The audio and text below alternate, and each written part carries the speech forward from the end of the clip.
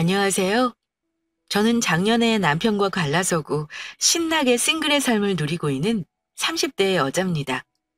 신혼여행 다녀와서 바로 이혼하는 사람도 있는데 저는 그래도 몇 달은 살다가 갈라섰으니까 빠른 축이라 할 수도 없겠네요. 요즘은 결혼해서 살다가 아니다 싶으면 바로 이혼을 하는 세상이니까요. 어찌 보면 좀 안타까운 일이기도 해요. 부부가 희로애락을 같이 하겠다고 많은 사람들 앞에서 약속했는데 너무 쉽게 져버리는 것 같기도 하고요. 하지만 몇십 년을 함께할 남편과 그 가족들에게 속았다는 걸 안다면 다들 저와 같은 선택을 할 거라고 생각합니다. 결혼할 때 이것저것 다 따져서 조건 맞춰 결혼한 사람도 살다가 안 맞아서 이혼하는 경우가 다반사인데 저는 조건 같은 거 많이 따지지도 않고 결혼했습니다. 남편과 사귄 기간은 4년 정도 돼요. 짧지 않은 연애 기간이라 이 사람에 대해서는 다는 몰라도 저를 많이 사랑해주고 변함없는 사람이라는 거에 대해 확신이 있었어요. 연애 때야 물론 싸운 적도 있고 크고 작은 잘못을 하기도 했죠. 하지만 서로 이해하고 받아주고 해서 결혼까지 하게 되었습니다. 굳이 따지자면 제 친정 쪽이 여유로운 편이었고 남편 쪽은 결혼 비용을 보태줄 만한 경제력은 없으셨습니다. 남편 사정을 잘 알긴 했지만 결혼 준비하면서 솔직히 속상한 적 없다면 거짓말이긴 해요.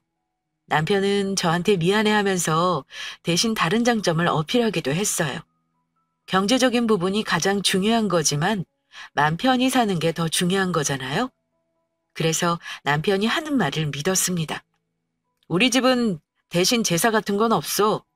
예전에 할머니 살아계실 때는 우리 엄마도 1년에 12번씩 제사 지내셨는데 지금은 명절에 놀러 다니신다니까? 자주 갈 필요도 없고 얼마나 좋아? 그래? 어머니 대단하시다. 원래 제사 지내던 집에서 없애는 거 쉽지 않거든. 아버지 형제들도 제사 없애는 거 다 찬성하셨나 봐? 엄마가 투쟁을 많이 하셨지. 그렇다고 작은 엄마들이 제사 지내는 건 싫었나 봐. 그래서 어찌어찌 엄마 마음대로 하고 있는 거야. 엄마가 손 놓은 지 한 5년 정도 된 것 같은데? 너는 결혼해서 제사 같은 건 바로 해방이야. 얼마나 좋니? 1년에 12번 제사는 진짜 너무했다. 말이 12번이지. 거의 한 달에 한 번은 제사 준비하셔야 했겠네. 암튼 지금은 없다니 너무 다행이다. 저는 남자친구가 1년에 12번 있다는 제사를 없앴다는 말을 가장 다행으로 생각했습니다. 한 달에 한 번이 뭐가 그렇게 어렵나 하실 수 있겠지만 말이 한 달 한 번이지 막상 해보세요. 한 달에 제사 전후로 일주일 동안은 아무것도 못 먹고 꼬박 제사 준비만 신경을 써야 합니다. 이걸 제가 왜 잘 아냐면요. 사실 저희 친정집이 제사 지옥이 있는 집이에요. 친정엄마가 결혼 생활하면서 학을 떼시던 게 제사였습니다. 그래서 저는 명절이면 좋기보다 늘 부모님이 싸우시지 않을까 노심초사했던 기억이 많아요. 그때는 좋은 명절날 짜증내고 아빠에게 괜한 심술을 부리는 엄마가 미웠지만 다 커서 제가 시집갈 나이가 되자 그때 엄마가 왜 그러셨는지 이해하겠더라고요. 엄마는 명절 때마다 저한테 마르고 닳도록 이렇게 얘기하셨습니다. 너는 절대로 장남한테는 시집 안 보낼 거야. 게다가 제사까지 있어봐라. 무조건 그건 사위감으로 거를 거니까 그렇게 알아. 그게 맘대로 되겠어? 엄마도 아빠 그런 가부장적인 집안인 거 알면서 시집 온 거잖아. 이해? 엄마 지금 생각하면 네 아빠한테 정말 속았지 뭐니? 시부모님은 다 죽어가는 것처럼 말하고 형제들은 각자 잘 산다고 말했어. 골치 아픈 거 없는 집안인 줄 알고 시집 왔는데 막상 와서 보니까 얼마나 힘들었는 줄 알아? 아무튼 너는 시집 가기 전에 시댁 잘 알아보고 가. 엄마 말 명심해라. 엄마가 말하는 걸 귀에 못이 박히도록 들었던 터라 저는 남편과 교제하는 기간 동안 예비시댁에 대해 여러 가지를 미리 알아봤습니다. 무슨 뒷조사 같은 거창한 건 아니었고요. 남편 통해서 집안 분위기나 가족 구성원, 명절 분위기는 어떤지 등등에 대해서 결혼 전부터 많이 물어봤어요. 그때 전해 들은 정보로 제가 판단한 건 우리 친정처럼 심한 가부장적인 집안은 아니라는 거였습니다. 게다가 남편은 엄마가 극혐하는 장남은 다행히 아니었는데 위로 시집간 누나가 있어서 사실상 집안의 장남이나 다름없었습니다. 엄마는 그걸 마음에 걸려 하시긴 했지만 시집간 누나가 저를 괴롭힐 일 없을 거고 집안에 제사 안 지낸 지 오래라는 말 듣고 한숨 놓으시며 결혼할 때 큰 반대 안 하셨어요. 결혼 전 예비시댁에 자주 들락거리진 않았지만 인사드린 적은 몇 번 있습니다. 사귀면서 가끔 남자친구 통해 생신이나 명절의 선물을 보내드리곤 했고요. 딱히 언제 결혼해야겠다 마음먹은 건 없었는데 작년에 남자친구가 저한테 그러더라고요. 우리 부모님이 너 한번 보자고 하셔. 지난번에는 내가 너 시간 안 된다고 둘러댔는데 더 이상 이런저런 핑계대는 것도 무리야. 우리 어머니 서운해하셔. 둘이 더 이상 결혼 미루지 말고 했으면 좋겠다 그러시네.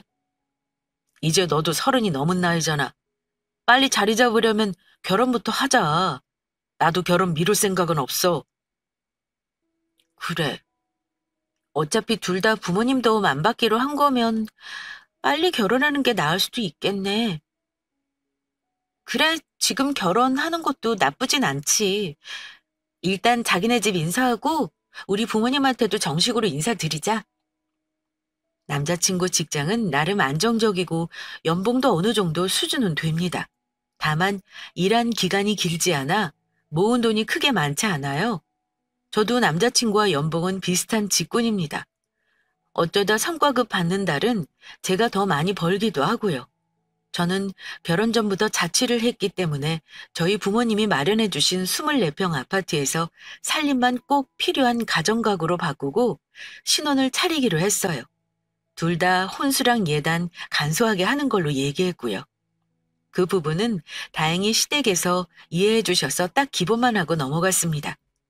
결혼 준비하면서 시댁에 간 게 4년간 사귀면서 시댁에 갔던 횟수보다 훨씬 많았던 저는 시댁에 대해 정말 큰 착각을 하고 있었습니다.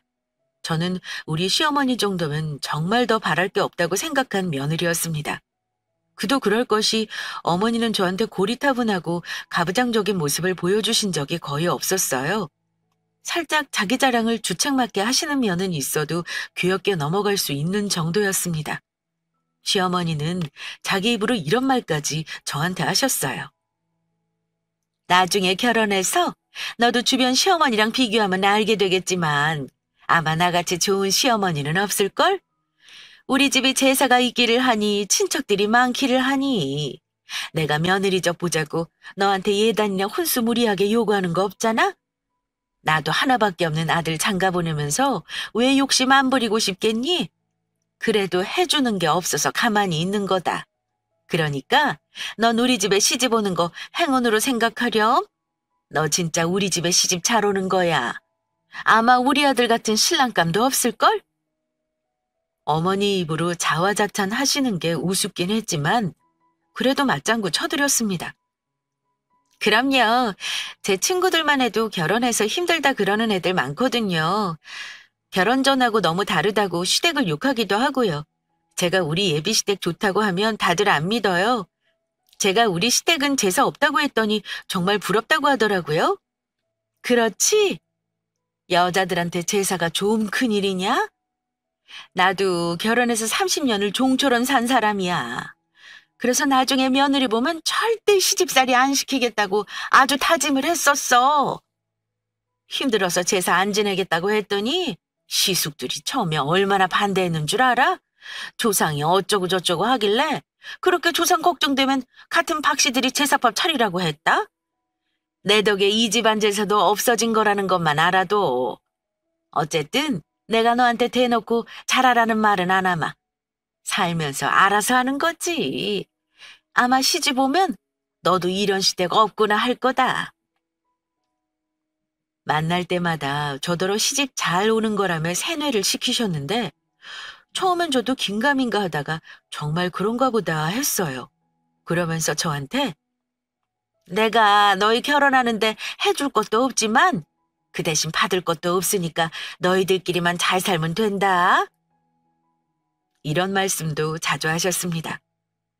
남편도 자기네 집은 골치 아픈 사람 없다면서 우리 둘만 잘 살면 될 거라고 큰 소리를 쳤고요.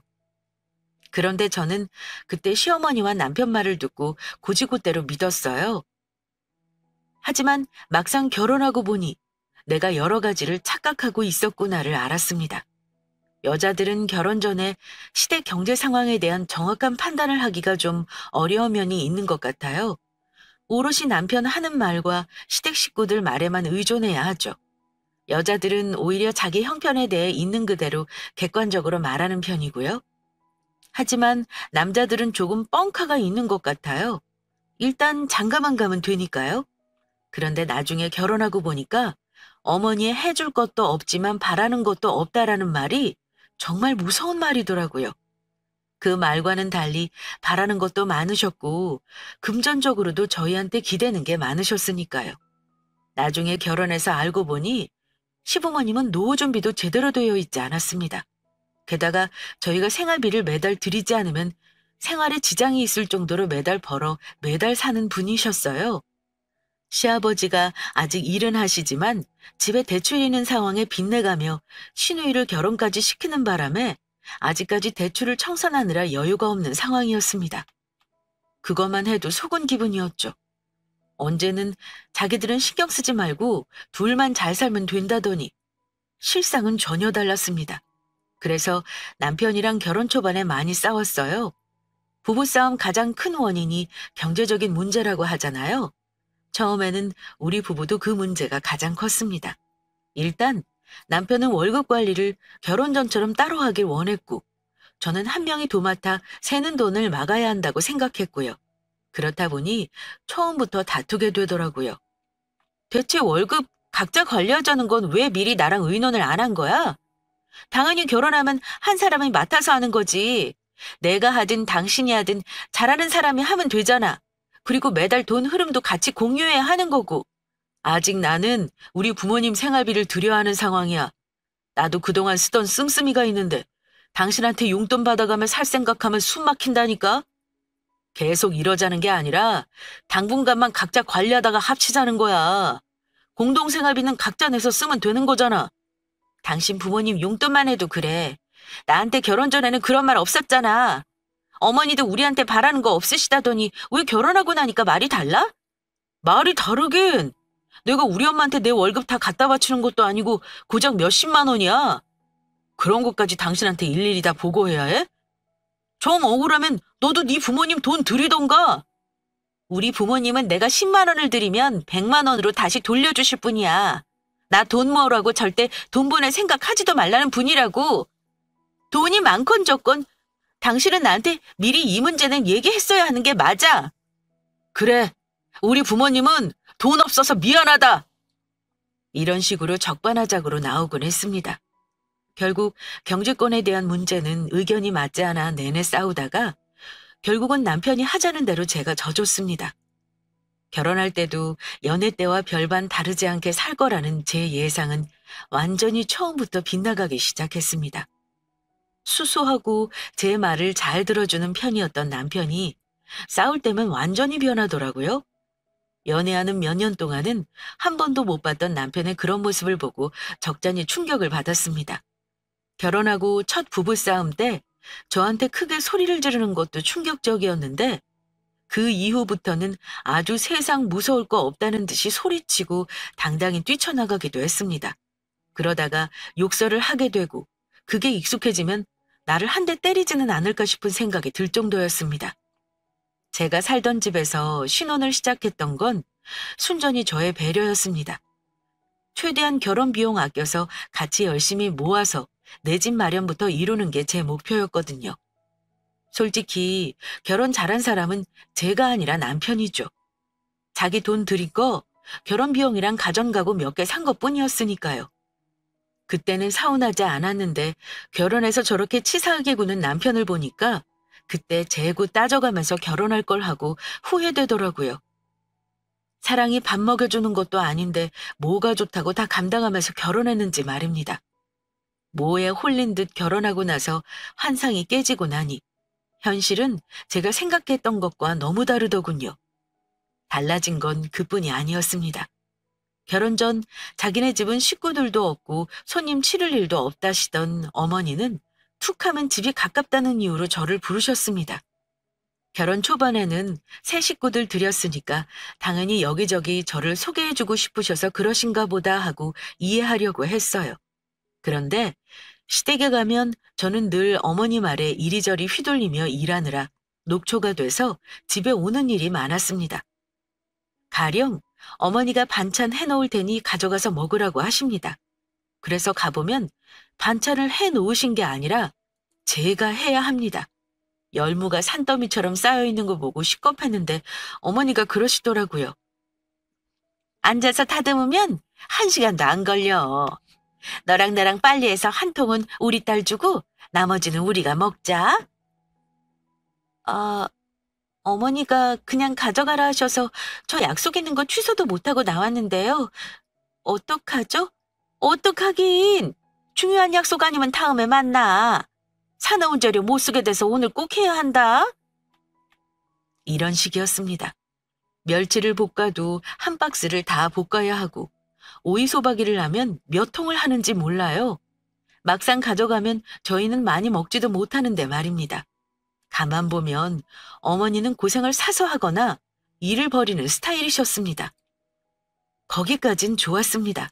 어쨌든 저도 얻어먹는 거니까 하기 싫다는 말은 못하겠더라고요. 그런데 결혼하고 나서 2달도 안 되었을 때 어머니 생신이 있었습니다. 그때 어머니께 정말 윗보이게 된 일이 생겨버렸습니다. 저 역시도 어머니와 그 집 식구들에게 감정이 상할 대로 상해버렸고요. 원래 시어른 첫 생신은 며느리가 차려주는 거라죠? 무슨 거지 같은 전통인지 모르겠지만 남편이 자기 어머니 생신 1달 전부터 노래를 부르더라고요. 아, 어머니 용돈을 얼마를 드릴까? 결혼하고 처음 맞은 생신이시니까 평소보다 조금 더 넣어야겠지? 참, 여보, 우리 어머니 LA 갈비 좋아하셔? 참고해? 이러길래 어머니 생신을 뭘 그렇게까지 예고를 하나 고가운 마음이 들어 대꾸도 안 했습니다. 그러더니 어머니 생신이 일주일 앞으로 다가왔을 때 저한테 이런 말을 하더라고요. 우리 어머니 다음 주 목요일 음력 생신인 거 알지? 어떻게 해드릴지 고민해봐. 너 우리 집에 시집와서 첫 생신이니까 기대가 많으시더라. 어? 무슨 기대? 난 그냥 외식하면서 밥 한 끼 먹고 용돈 드리려고 했는데 그날 평일이라 출근도 하는데 저녁 식사는 외식으로 해야 하지 않을까? 제가 그 말을 했더니 남편 얼굴이 차갑게 식더라고요. 그러더니 저한테 이렇게 말하는 겁니다. 너는 어떻게 시부모님 첫 생신에 외식할 생각을 하냐? 내가 그럴 거면 너한테 뭐하러 물어보겠어? 그날 하루 휴가 내면 되는 거잖아. 딱 하루인데 그것도 못해? 휴가를 내다니. 요즘 얼마나 바쁜데 시어머니 생신 차린다고 휴가를 내? 그러는 당신은 아들이 휴가 내서 어머니 생신상 차리지 그래? 당신이 언제부터 어머니 생신을 그렇게 챙겼어? 우리 연애할 때 당신은 어머니 생신상 차릴 정도의 효자는 아니었어. 연애하는 4년 동안 시어머니 생신날이라고 남편이 상 차려드리는 건 한 번도 본 적 없습니다. 결혼 얘기 나왔을 때는 저도 딱 한 번 생신 선물 챙겨 남편 손에 들려보낸 적은 있었는데 그게 다였고요. 이젠 가족이니까 우리 친정 부모님한테 하는 것처럼은 해야겠다 생각했는데 저는 회사 휴가 내고 밥상 차리라고 남편이 얘기할 줄은 몰랐습니다. 남편이랑 그렇게 티격태격하고 서로 날밤 새우다가 싸움을 끝냈습니다. 저도 양보를 안 했고 남편도 하지 않았어요. 물론 제가 100번 양보해서 그까짓 건 눈 딱 감고 휴가 하루 낼 수도 있는 일이긴 합니다. 하지만 그게 안 되는 상황도 있는 거잖아요? 하필 그때 회사에서 중요한 프로젝트를 맡고 있어서 당분간은 휴가고 뭐고 낼 생각도 하지 말라고 팀원들에게 공지를 해놓은 상황이었는데 제가 날름 휴가를 낼 수가 없었어요. 그래서 고민 끝에 제가 어머니에게 며칠 있다가 전화를 했어요. 어머니, 다음 주 목요일 생신이시잖아요. 그것 때문에 전화드렸어요. 그랬더니 너무나 당연하게 그래! 안 그래도 궁금했는데 전화 잘했다. 몇 시에 너네 집으로 가면 되니?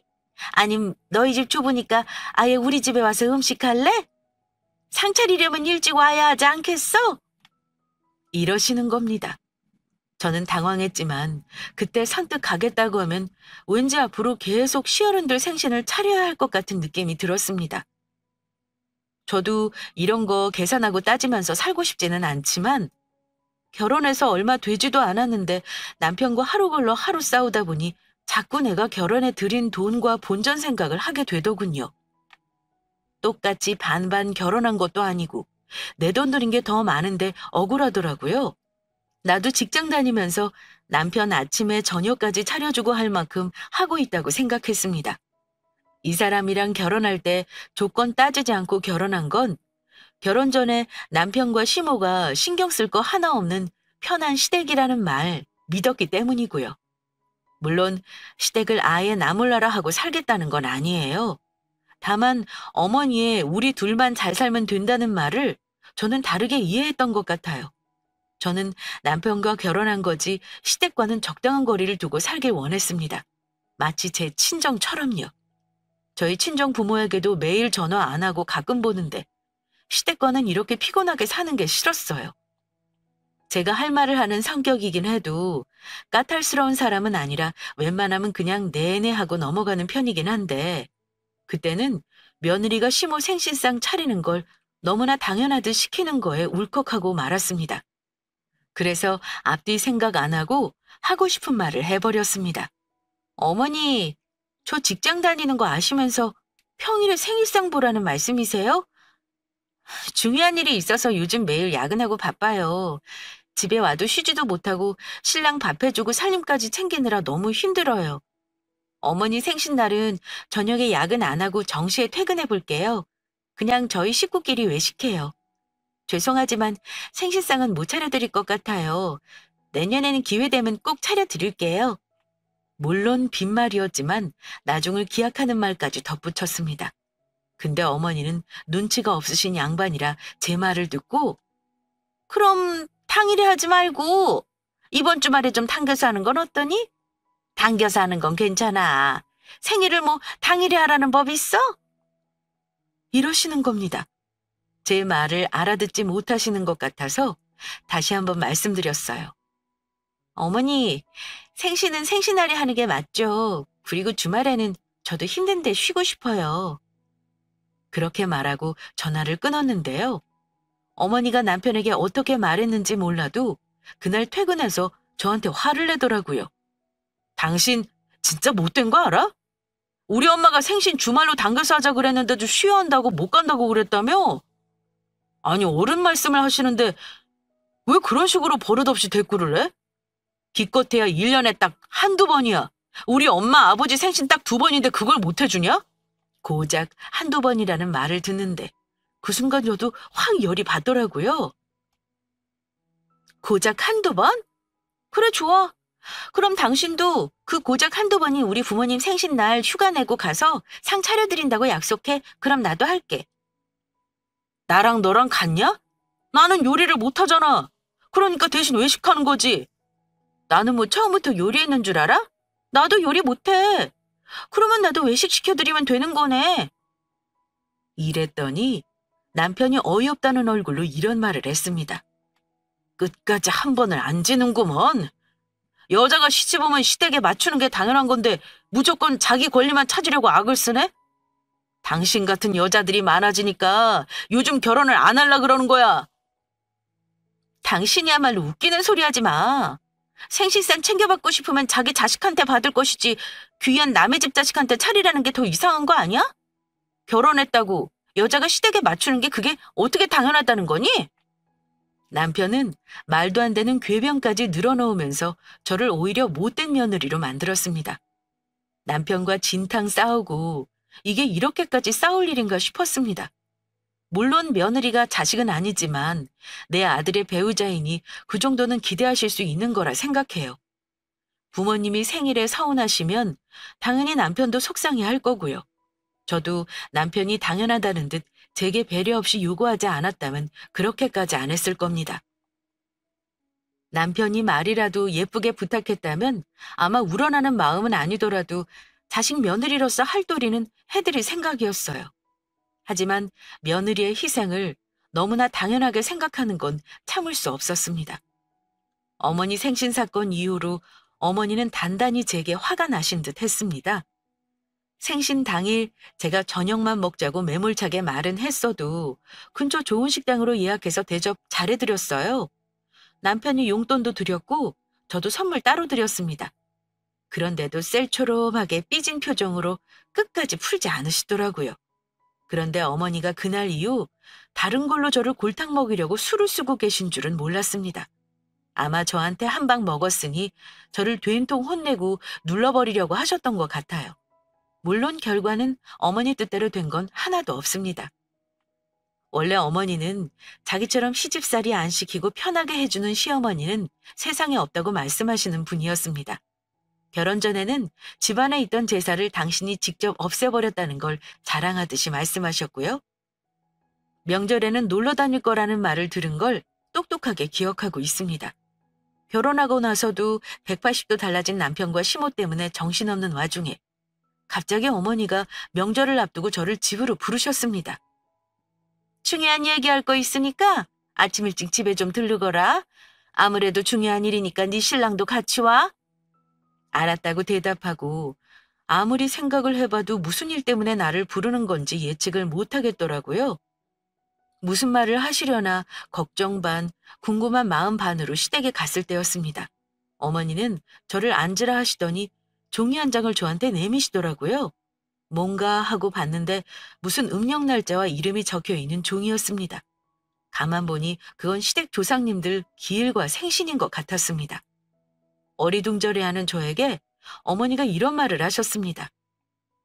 결혼하고 바로 줬어야 하는데 몇 달을 고민하느라 이제야 주는구나? 이거 우리 집 제사 지내야 하는 음력 날짜야. 명절 빼고 딱 12번이다.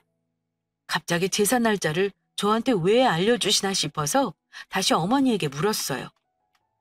이거 왜 주시는 거예요, 어머니? 그냥 알고 있으면 되는 건가요?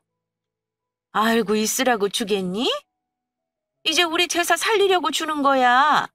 그동안 쉬었으니까 이제는 조상님들 밥 챙겨드려야지.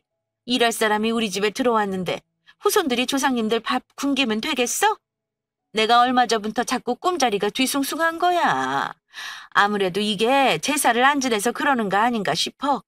5년 동안 제사 안 지냈지만 이제는 우리 아들 잘 되려면 제사를 지내야 할 것 같다. 그러니까 그 말 말고 내 말에 따라라. 안 지내던 제사를 살린다는 게 뭐겠어요? 저를 부려먹겠다는 거잖아요. 본인 입으로 분명 시숫들과 싸워가며 제사를 없앴다고 하신 양반인데 왜 갑자기 마음 바꾸셔서 저한테 제사를 지내라고 하시는지. 그 심보는 대체 뭐랍니까? 아니, 그동안 제사를 안 지낸 건 맞는지 의심스럽게까지 했습니다. 그저 자기네 집안 잘난 거 없으니 쿨한 시댁 코스프레해서 일단 아들 장가 보내려고 거짓말한 것일 수도 있는 거잖아요. 어쨌든 갑자기 제사를 지내야 한다는데 자그마치 1년에 12번, 그것도 첫 제사 날짜를 보니 며칠 뒤였습니다.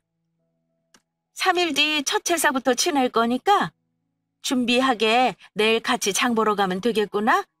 내가 처음에는 알려주겠지만 앞으로는 네가 맏며느리로서 알아서 챙겨야 할 거야. 무슨 말인지 잘 알아듣겠니? 네? 어머니, 그동안 이런 거 챙겨야 한다는 말씀 없으셨잖아요. 근데 갑자기 제사를 지내야 한다뇨. 그것도 1년에 12번이나. 말이 되는 소리예요? 거의 한 달에 한 번 꼴인데 그걸 직장 다니는 제가 어떻게 다 챙겨요? 정 지내고 싶으시면 추석하고 설날만 챙기면 되잖아요. 저는 끓어오르는 화를 겨우 참고 말했습니다. 그런데 어머니와 저의 대화를 TV 보면서 듣고 있던 남편이 가까이 오지도 않고 이렇게 말하더라고요. 엄마 말씀대로 해. 조상님 잘 모셔야 후손들이 잘 된다는 말 어느 정도 일리 있는 말이야. 며느리 들어왔으니까 엄마가 당신한테 물려준다고 생각해. 몇 번 해보면 어려울 것도 없어. 우리 엄마는 30년 넘게 혼자 하신 일이야. 그 상황에 자기 엄마 편 들은 남편 보니까 오만정이 다 떨어지면서 내가 이 집에 종노릇을 하러 온 건가 현타가 오더라고요. 저한테는 세상에 둘도 없는 편한 시댁이라면서 큰 소리를 치더니 이건 뭐 편한 건 바라지도 않고 그냥 내버려두기나 하지 왜 매번 오라가라 해. 이제는 1년에 12번이나 되는 제사까지 지내라고 하는 걸까요? 남편이 어머니 편을 드니까 어머니는 신나는 목소리로 거기서 한술 더 뜨셨습니다. 그래, 네 말대로 한 달에 한 번 제사를 지내는 꼴이지. 제사 준비하려면 며칠 전부터 재료도 준비해야 하고 해야 할 일이 많아. 내가 가만히 생각을 해보니까 뭐하러 너희랑 따로 사나 싶구나. 차라리 너희들 우리 집에 들어와 사는 게 어떠냐? 같이 살면서 음식도 좀 배우고 제사 준비하는 것도 이길 겸 그냥 들어와서 살거라. 어차피 너 지금 사는데 계약 기간 끝나면 또 돈 들여서 집 알아봐야 할 거 아니냐. 차라리 같이 사는 게 돈도 절약하고 좋지. 심지어 같이 살자는 말을 너무나 자연스럽게 요구하시더라고요. 그런데 누워있던 남편 놈이 벌떡 일어나면서 한다는 말이 뭐였는 줄 아세요? 그거 좋은 생각이다, 엄마. 엄마랑 같이 살면 다 이 사람한테 집안일 잔소리 안 들어도 되겠네. 당신도 살림 걱정 없이 엄마가 해줄 거니까 회사 일만 신경 쓰면 되고, 안 그래? 당신 집 보증금은 다른 데 투자해도 되잖아. 아니지? 우리 엄마 집에 신세 지는 거니까 그냥 우리 엄마한테 드려도 되겠다. 안 그래? 신나서 합가의 장점과 보증금을 엄마 주라는 개소리를 제 앞에서 늘어놓길래 제가 그랬습니다. 당신 미쳤어? 뭐? 누구 맘대로 합가를 해? 당신 좋자고 합가를 하는 거지 나 좋을 게 뭐 있어? 원래 처음부터 이럴 계획이었구나. 당신은 엄마가 있어야 집안일에서 손 하나 까딱 안 하고 쉴 수 있으니까 너 좋자고 합가하자는 거잖아. 나한테 너네 부모 대리 효도시키고 너는 편하게 차려주는 밥 먹으면서 다닐 생각인 거 내가 모를 줄 아니? 난 절대 합가 안 해. 제사도 지낼 생각 없어. 저도 화가 나서 어머니 앞이었지만 점점 언성이 높아졌습니다. 어머니는 제 수발받고 부려먹으려고 그렇다 쳐도 당신이 합가 원하는 거 진짜 황당하다. 결혼한 지 100일도 안 돼서 이러는 거 보니까 앞날은 안 봐도 뻔해. 그러자 옆에서 어머니가 눈을 부라리면서 호통을 치시더라고요. 너 지금 시어미 앞에서 버릇없이 남편을 혼내는 거야? 너는 어떻게 된 애가 한 번을 고분고분하게 대답하는 법이 없니? 너희들 집 문제며 돈 문제며 여러 가지를 생각해서 같이 살자는 건 몰라? 내가 설마 너 제사 때 부려먹자고 같이 살자고 하겠니? 더는 골치 아프게 하지 마. 이번에는 내 말대로 해라. 그래, 우리 엄마 말대로 해. 우리 식구가 뭐 당신 잡아먹기라도 해? 그깟 제사 12번? 옛날에 우리 엄마가 혼자 다 했어. 근데 너 혼자 하는 것도 아닐 텐데 해보지도 않고 겁나서 못하겠다는 거야? 두 모자가 쌍으로 눈에 불을 켜고 저를 몰아세우더라고요. 그때 든 생각은 이 집에 더 있다가는 내가 말라 죽을 수도 있겠구나 였습니다. 어머니, 분명히 말하는데 저는 죽었다 깨어나도 합가할 생각은 없어요. 그리고 앞으로 이 인간이랑 같이 살 생각도 오늘 완전히 없어졌고요. 아들이랑 같이 살고 싶으시면 제가 내보내드릴게요.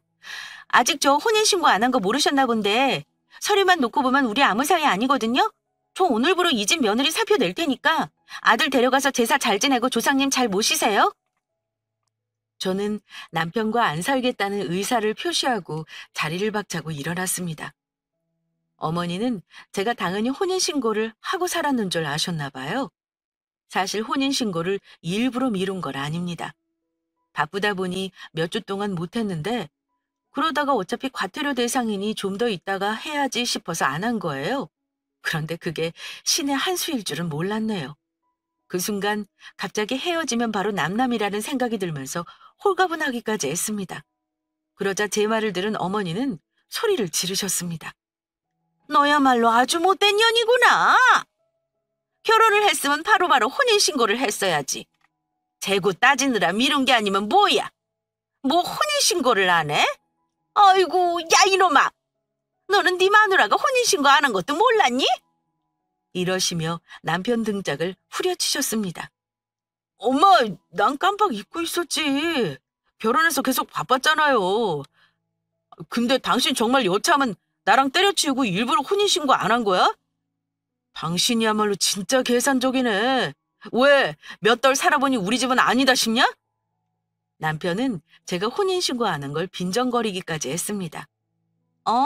당신 집은 아니다 싶네. 쥐뿔 가진 것도 없는 주제. 나 만나서 편하게 사는 인간이 보자 하니까 분수를 모르네? 내가 너네 집에 들어가서 살라고 하면 순순히 그럴 줄 알았니?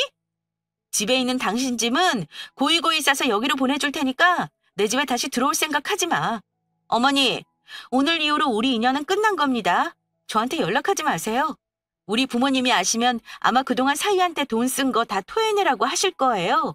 그러기 싫으면 잠자코 있는 게 좋을 거예요. 저는 두 사람에게 쏘아붙이고 그 집을 나와버렸습니다. 남편 놈은 나가려는 제 팔을 몇 번이나 잡아챘어요. 정말 진심으로 헤어지자고 하는 거냐고 묻길래 제가 얼굴 똑바로 보고 지금 장난하는 것 같냐고 되물었더니 당황하더군요. 어머니는 남편보다 더 당황했고요. 제 길을 한번 눌러보려다가 본전도 못 찾는 상황이 된 거죠. 저는 집으로 돌아와 옷도 갈아입지 않고 남편 놈 짐부터 정리했습니다. 옷까지만 대충 정리하고 나머지는 며칠 후 사람 써서 싹 정리해 용달로 시댁에 보내버렸어요. 남편에게 집에 들어오지 말라고 했지만 순순히 안 올 사람이 아니라 현관 비번 바꿔버리고 며칠을 회사 근처 호텔에서 생활했네요. 친정 부모님께 사실을 알렸더니 두말하지 않고 바로 올라오셔서 제 옆에 있어주셨습니다. 친정아빠가 그러시더라고요. 혼인신고 안 했으면 집만 챙겨서 나가면 끝이겠네. 박서방 이 자식, 너 괴롭히지 못하게 내가 확실히 못을 박을 필요가 있겠구나. 이런 건 집안 싸움이 돼야 뒤도 안 돌아보고 끝나는 법이다. 오빠, 어쩌시려고요. 그냥 짐 보내고 끝내면 그만이에요. 혼인신고도 안 했는데요, 뭐. 남의 집 귀한 딸 데려가서 몸종처럼 부려먹고 들어와 살라 그랬다며? 아빠가 다 알았는데 그냥 넘어가겠어? 그럴 수는 없지. 그 집도 혼나봐야 나중에 다른 여자 인생 망치는 일 없지 않겠니? 아빠는 시어머니에게 전화를 하셔서 이렇게 말씀하셨습니다. 이제는 사돈이 아니니 내 한마디 하지요. 나는 우리 딸하고 사위가 오순도순 사는 거 만족하고 박서방 돈 없어도 내 딸 보낸 겁니다. 우리 딸 정도면 박서방 말고 더 좋은 사람 만나고도 남아요. 조건도 훨씬 좋다는 건 그쪽이 더 잘 아시지요. 내가 우리 조상 모시겠다고 대개 아들 우리 집에 와서 살려고 하면 기분이 어떠실 것 같아요? 입장 바꿔서 한 번이라도 생각해봤다면 남의 자식한테 그럴 수는 없는 겁니다. 다시는 우리 딸 볼 생각하지 마세요. 우리 집안 인연은 여기서 끝입니다. 아빠에게 물어보니 어머니는 찍소리 한번 못하고 듣고만 있으셨다고 합니다. 본인 욕심으로 편하게 살 수 있는 아들 인생을 꼬아놨으니 그럴만도 하죠. 아들놈은 또 어떻고요. 결혼만 하면 다인 줄 알았나 봐요. 저를 다 잡은 물고기라 생각하고 함부로 대한 거 아마 평생 후회할 겁니다. 어쨌든 저는 친정아빠 도움으로 그 집안과의 인연을 완전히 끝낼 수 있었습니다. 제가 살던 집에 박서방 찾아올까 봐 불안하다면서 집 빠질 때까지 엄마랑 같이 생활했어요. 그러다가 작년 말 집 빼고 다른 곳으로 이사했네요. 그 집안 식구랑 절대 마주칠 일 없는 곳으로요. 저의 짧았던 결혼 생활을 석 달 만에 빠른 헤어짐으로 막을 내렸고요. 저는 그런 집안인 거 못 알아보고 결혼한 게 하도 억울해서 나 자신을 멍청한 년이라고 계속 자책했어요. 하지만 딱 한 가지 칭찬하고 싶은 게 있다면 바로 혼인신고 안 한 나를 칭찬하고 싶습니다. 그 덕에 이혼이라는 절차 없이 편하게 갈라선 것 같아요. 혹시 신혼인데 치명적인 갈등으로 힘드신 분들은 절대 혼인신고를 빨리 할 필요 없다고 조언하고 싶습니다. 종이 한 장이지만 없었던 일로 만들기 위해 찢는 건 쉬운 일이 아니라는 거 꼭 명심하세요. 저희 결혼생활 탈출기는 여기까지입니다. 재미있게 들어주셨다면 좋겠어요. 아무쪼록 결혼하신 분들은 가족들과 저 같은 갈등 없이 행복하시길 기원하겠습니다. 감사합니다.